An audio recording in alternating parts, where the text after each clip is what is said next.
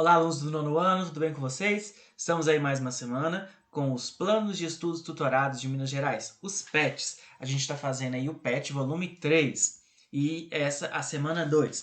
Antes de começar aí a nossa aula, eu queria deixar alguns recados aí com vocês. Primeiro, agradecer a todo mundo que já é inscrito no canal, que tem curtido meus vídeos. Quem não é inscrito ainda, por favor, se inscreva, curta esse vídeo. Se precisar falar comigo aí, pode me procurar no Instagram. Lembrando aí que eu posto vídeo todo domingo, né? Então no domingo eu tenho aí das semanas e eu criei uma playlist com os vídeos aí do nono ano. Eu vou colocar o link dela no final aí do vídeo. Então, pode pegar seu caderno e vamos juntos fazer as atividades aí da semana 2 do PET 3. Pessoal, a gente tem que lembrar aí que após a Primeira Guerra Mundial, os Estados Unidos vão sair como a maior potência do mundo. Então, os Estados Unidos, que tiveram uma participação decisiva na Primeira Guerra Mundial, eles vão sair como a maior potência, e um dos motivos que vai fazer com que isso aconteça é porque não houve batalhas dentro do território dos Estados Unidos, e além disso, os Estados Unidos tinham emprestado muito dinheiro para as nações europeias, e os Estados Unidos iam vender os seus produtos aí para essas nações europeias. Então os Estados Unidos começam a ganhar muito dinheiro aí, ok? Uma outra coisa que é importante a gente lembrar, pessoal, é do American Way of Life, né? Esse estilo de vida americano. O que é esse estilo de vida americano?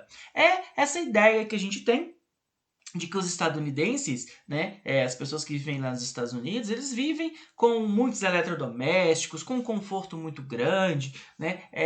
A vida deles é baseada no consumo, né, de bens, né, duráveis ou não duráveis. Então, a gente tem essa ideia de que os Estados Unidos, né, que os habitantes dos Estados Unidos, eles vivem consumindo muito. A gente é acostumado a ver isso em séries, em filmes e tudo isso. E realmente tem um lado verdadeiro, porque o consumo interno dos Estados Unidos é muito grande, né? Bom, para falar de crise de 29, não tem como a gente falar disso sem falar de duas coisas: ações e bolsa de valores. Primeiramente, o que são as ações? Ações representam uma fração do capital social de uma empresa. Então, as ações são como se fosse uma parte da empresa. Então, quando você compra as ações de determinada empresa, é como se você fosse dono de um pedacinho daquela empresa. E se aquela empresa der lucro, você também vai ter lucro. E você pode negociar essas ações, você pode vender elas. E aí a gente chega no que a gente conhece como bolsa de valores. A bolsa de valores é um mercado organizado onde se negociam as ações. Então, as ações, pessoal, elas vão ter um valor maior ou um valor menor. Funciona assim: se muita gente quer comprar uma ação, o valor dela sobe. Se muita gente quer vender uma ação, o valor dela cai, o valor dela desce. Né? Então, se tem muita gente querendo vender ou se tem pouca gente interessada em comprar determinada ação, o valor dela vai cair. Então, a bolsa de valores vai ter essa variação. Né? As ações podem subir ou podem descer. Bom, antes da crise dos Estados Unidos, o que a gente vai ter? Da crise de 29, o que a gente vai ter? A produção industrial dos Estados Unidos estava acelerada. Eles produziam muita coisa, tanto por causa do consumo interno, como também das exportações. Né? Então, a indústria estava produzindo cada vez mais coisas. O que começou a acontecer? A Europa vai começar a se recuperar. Como a Europa vai começar a recuperar, a indústria dela vai começar a voltar a funcionar, ela vai começar a diminuir a compra de produtos dos Estados Unidos.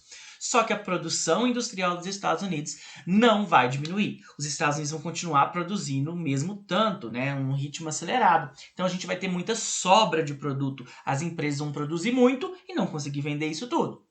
Uma outra coisa que vai fazer com que a crise acontecesse é o seguinte: muitas pessoas vão pegar dinheiro emprestado e vão começar a investir na bolsa. Então vão começar a comprar as ações. E as ações vão começar a subir para valores que não eram reais. Então as ações de uma empresa valiam muito, mas aquela empresa, na verdade, não valia tanto. Né? Bom, o consumo vai começar a diminuir e as empresas vão começar a perceber que não dava para continuar no mesmo ritmo. E aí eles vão começar a demitir alguns funcionários, a gente vai começar a ter o desemprego começando a crescer, e aí a gente vai ter um impacto direto aí na economia. A maior causa da crise de 29 vai ser a quebra da Bolsa de Nova York. Né? Com tanta especulação, as ações começaram a se desvalorizar, o que era o crash ou crack da Bolsa de Nova York. No dia 24 de outubro de 1929, este dia seria conhecido como a Quinta-feira Negra. Então, o que aconteceu? As ações começaram a variar muito. Então, elas subiam, desciam, subiam, desciam. E aí, quando elas começaram a descer, todo mundo começou a tentar vender as ações no mesmo tempo. E o que acontece se tem muita gente tentando vender as ações ao mesmo tempo? O valor delas cai. Então, as empresas vão começar a perder muito valor. Então, todo mundo tentando vender ao mesmo tempo, as ações vão começar a cair, as empresas vão começar a quebrar. Muitos bancos dos Estados Unidos vão quebrar. Muitas pessoas eram milionárias de manhã, à tarde elas já não tinham mais nada. E isso vai acontecer o quê? Um ciclo, porque a empresa quebra, ela demite os funcionários. Os funcionários não recebem mais salários, eles começam a comprar menos, então o consumo cai. Então, isso vai gerar mais crise e aí mais desemprego e isso vai ser uma bola de neve. Então, essa crise vai atingir os Estados Unidos e ela vai se espalhar pelo mundo inteiro. Porque os Estados Unidos tinham empresas que investiam no mundo todo, essas empresas vão começar a quebrar, essas empresas vão começar a pegar o investimento que elas tinham em outros países, e aí a gente vai ter a crise generalizada se espalhando aí pelo mundo todo. E o governo vai ter que tomar medidas para poder resolver esse problema. Então, as consequências da crise de 29. A crise foi se espalhando pelo mundo e a grande maioria dos países entrou em processo de recessão. Vai ser necessário a intervenção da maioria dos países para controlar essa crise aí, ok? Bom, pessoal, agora vamos às atividades aí. Na letra A, a gente tem um texto, uma tabela e tem uma pergunta aí, ó. De que maneira os Estados Unidos se beneficiaram da Primeira Guerra Mundial? Eu marquei esse trecho, olha só. Distante dos enfrentamentos da guerra ocorridos basicamente em solo europeu, os Estados Unidos não foram atingidos em sua capacidade fabril. Ao contrário, as crescentes demandas de uma Europa debilitada incentivaram ainda mais sua produção. Então, de que maneira os Estados Unidos se beneficiaram aí? Como não houve guerra no solo dos Estados Unidos, as fábricas continuaram produzindo e começaram a vender cada vez mais para a Europa. Né? Eles aumentaram a sua produção. Os Estados Unidos vão aumentar a produção e vender aí para a Europa. Ok? Na letra B, observe a tabela. Crescimento industrial dos Estados Unidos. Em que ano os Estados Unidos dobraram os investimentos no estrangeiro? O aumento do investimento coincide com qual momento histórico vivido? Então eu marquei aí para vocês, olha só. A partir de qual ano que os investimentos dobram? No ano de 1919 e depois de 1924. E esse ano é justamente o ano depois do fim do quê? Da Primeira Guerra Mundial. Lembrando que a Primeira Guerra Mundial acabou aí dia 11 de novembro de 1918. Então a resposta aí, né, no ano de 1919 e o momento histórico é o fim da Primeira Guerra Mundial. Beleza? Agora a gente tem na número 2, a gente tem aí uma capa de um jornal. Depois a gente tem um texto, né? Depois da Primeira Guerra Mundial, os Estados Unidos da América despontaram como a grande potência do mundo capitalista. Sua produção aumentava cada vez mais, tendo a Europa ainda arrasada pela guerra como principal mercado consumidor.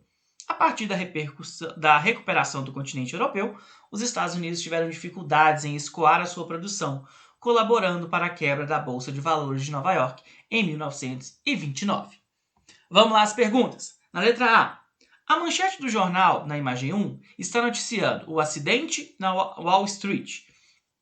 E mais abaixo podemos ver o título da reportagem que diz Quinta-feira Negra na América. Pesquise no livro didático ou na internet e relacione os acontecimentos de 29 de outubro de 1929 nos Estados Unidos às manchetes do jornal. Então, o que aconteceu nesse dia nos Estados Unidos? A quebra da Bolsa de Nova York. Então, esse dia foi o dia da quebra da Bolsa de Nova York.